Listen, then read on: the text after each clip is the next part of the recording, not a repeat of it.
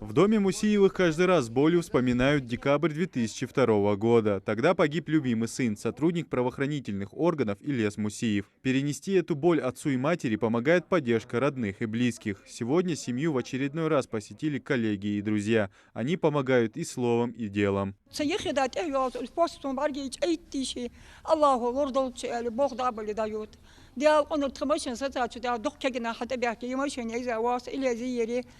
Союз хутмеяр сог тане дайте хоюх южат сояр уст эбе кортубо лили шоужо хаяр хава виер хава мо ваханват сояр каман нaqwa гоз каман визви каман воз воз диккан кор хабар яр уст хакевра ахавра хоюх язат сояр тимош хадис поднятой головой яр хабарга хабах мфрум дат асоня дел он цензерга ишник штахн тади цинканко сотуж мустиев махани вахш илиаз возри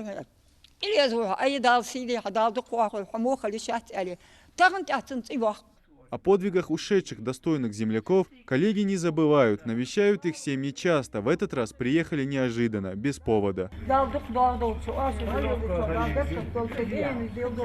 Еще один адрес в селении Чермен – семья Богатыревых. Здесь из-за вероломного нападения бандитов в ноябре 17-го родители потеряли старшего сына Исраила Богатырева. Добрый, отзывчивый, порядочный, опора для семьи. Прошло уже 4 года, но боль от утраты близкого человека не утихает.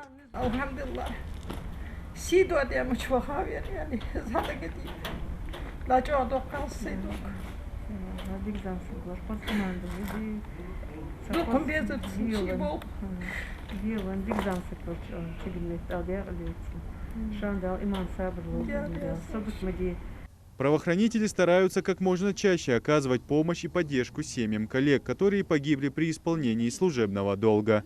Но мы не оставляем матерей и семей погибших наших сотрудников, к сожалению, которых уже нет сегодня. Мы их навещаем. И сегодняшнее также наше мероприятие приурочено к тому, чтобы просто посмотреть, как они себя чувствуют, что-то им нужно, либо нет. И немножко привезли им такое маленькое внимание для того, чтобы сказать им, что мы не забыли о их сыновьях, не в любом случае с нами, потому что это люди, которые с нами работали, но, к сожалению, их сегодня нет. И они чувствовали поддержку с нашей стороны, что мы их не забыли. История каждой семьи хранит в себе одновременно тоску и гордость за безвременно ушедших.